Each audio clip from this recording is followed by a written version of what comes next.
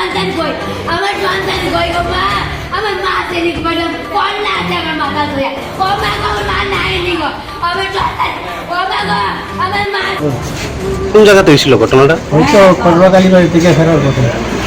আচ্ছা মানে যে মারা গেছে ওনার নামটা কি? দিবাকর ঘোষ, কোন জায়গা থেকে আইতেছিল তারা? করবাকালী বাড়ি থেকে। তো তারা বাড়ি কোন জায়গাতে? বাড়ি খোয়াই। মানে কতজন মানে এর সাথে কি আর কি মারাটা গেছিল?